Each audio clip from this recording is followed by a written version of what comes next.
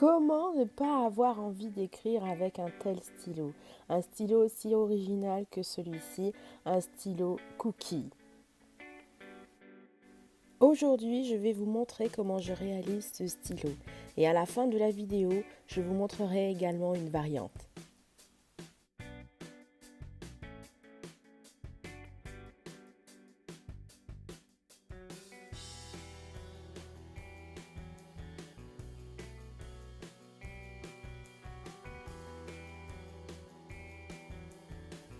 Il faut tout d'abord commencer à faire des petites pépites de chocolat.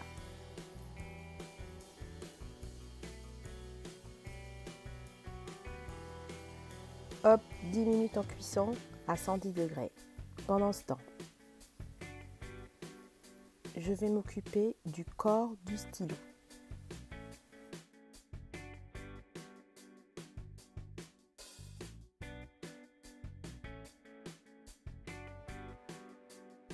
Une fois que la pâte est bien malléable, je fais un cylindre grossier, voilà, que je perce avec un poinçon, un pic à brochette. Ensuite, j'utilise une tige en métal qui a le même diamètre que ma mine de stylo. Alors là, je fais une parenthèse car la tige que j'utilise, je peux très bien également utiliser une aiguille à tricoter. L'important, c'est que la mine du stylo ait le même diamètre que la tige en métal. Alors moi, j'utilise des tiges en métal que j'ai achetées dans un magasin de bricolage et que j'ai débité en plusieurs tronçons car je fais plusieurs stylos en une cuisson. Voilà, donc ça fait 4 mm de diamètre. Revenons à la création du stylo. Alors, je transperce mon boudin avec ma tige en métal et j'appuie assez fermement afin d'habiller sur toute la longueur d'un stylo la tige en métal. Pas besoin d'avoir un cylindre parfait, l'important c'est d'avoir la longueur d'un stylo.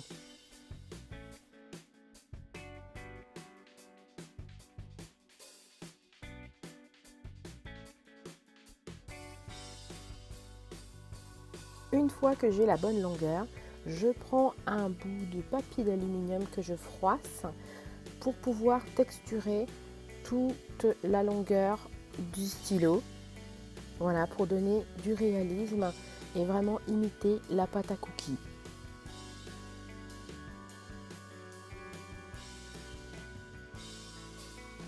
Ensuite, avec une brosse, je continue à texturer pour vraiment apporter encore plus de réalisme. Alors, si vous n'avez pas ce type de brosse, vous pouvez très bien utiliser une petite brosse à dents, ça fait très bien l'affaire. Ensuite, je découpe la pointe du stylo. Alors, il faut quand même avoir une bonne épaisseur pour ne pas que ça casse quand on appuie au moment d'écrire.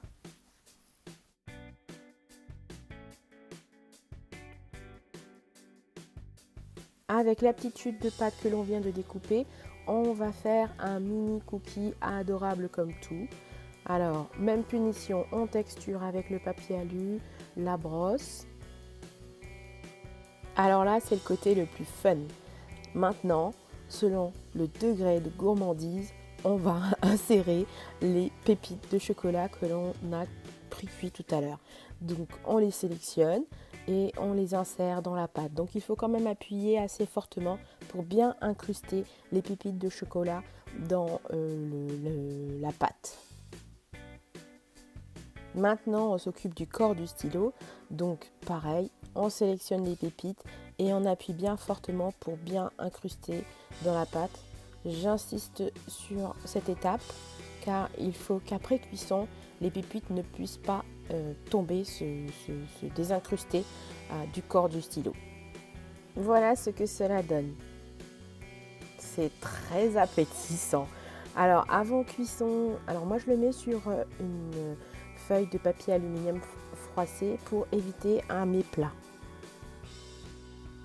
Maintenant, il faut s'occuper de la base, donc avec de la pâte chocolat. Cette fois-ci, je vais la mettre à plat. Donc là, je vais chasser les bulles d'air. Il faut vraiment que ce soit plat. avec une feuille, un film plastique et un emporte-pièce fleurs. Mais si vous n'avez pas cet emporte-pièce, vous pouvez très bien en utiliser un autre, ou bien tout simplement avec une lame découper le motif que vous désirez. Et ça part ensuite en cuisson pendant 40 minutes à 110 degrés avec le corps du stylo et le petit cookie. Alors pendant la cuisson, on va continuer à fabriquer la base. Pour ce faire, alors on va prendre des chutes de pâte avec lesquelles on va constituer une boule, une grosse boule. Il faut quand même avoir une bonne quantité pour pouvoir planter ensuite le stylo une fois cuit à l'intérieur. Donc je prends un bout de pâte Sahara, donc la même couleur qui m'a servi à faire le corps du stylo. Je le mets à plat et je vais ensuite habiller la boule avec cette pâte.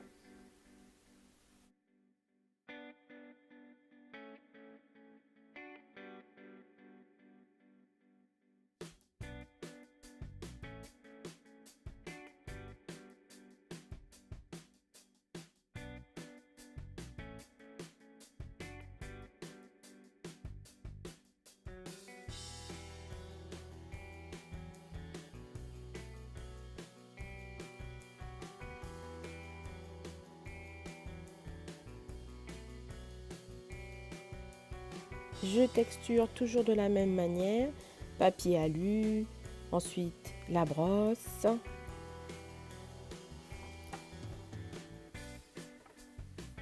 Et pour finir, les pépites de chocolat.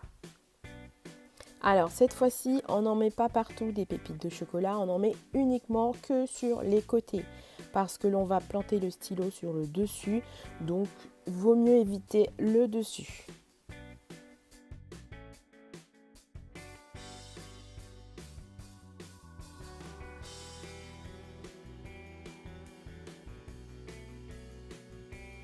« 40 minutes de cuisson se sont écoulées.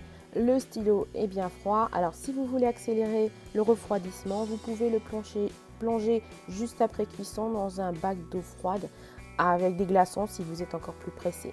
Donc là, je fais un petit test pour voir si la mine passe. C'est nickel, aucun problème. Qu'est-ce qu'il est mignon ce petit cookie. Ensuite, on va s'occuper de coller sur la base cuite la boule que je viens de réaliser.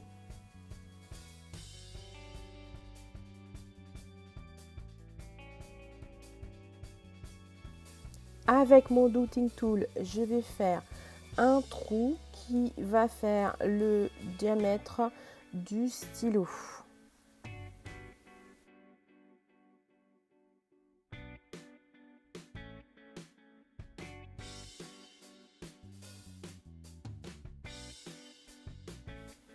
Ensuite, je vais remettre la mine dans le corps du stylo, talquer le bout pour pouvoir ensuite le plonger dans la boule et laisser l'empreinte. Donc là, j'enfonce bien, je reste droit. Si je veux rester droit, je peux toujours aussi incliner si je veux avoir un angle d'inclinaison.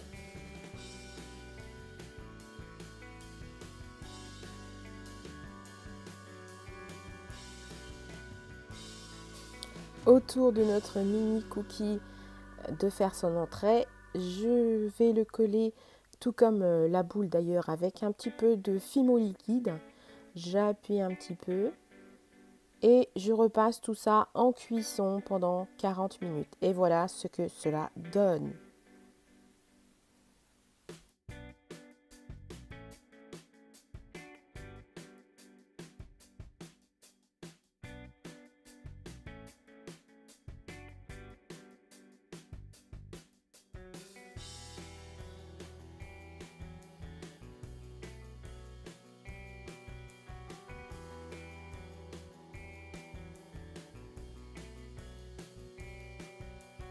Afin d'avoir à tout moment un stylo à portée de main, j'en ai fait une variante.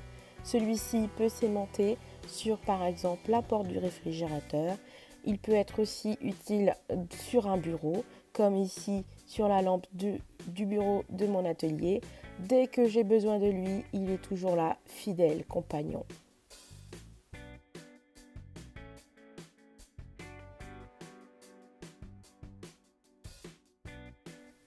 Mes stylos sont disponibles sur ma boutique en ligne et vous trouverez le lien en dessous de cette vidéo. N'hésitez pas à me dire ce que vous en pensez en commentaire et je vous invite à liker, à partager et à vous abonner si ce n'est pas encore fait. Je ne vous cache pas que vos interactions me boostent énormément et m'encouragent à partager davantage mon savoir-faire. Je vous remercie d'avoir suivi cette vidéo et je vous envoie plein de bisous. Bye!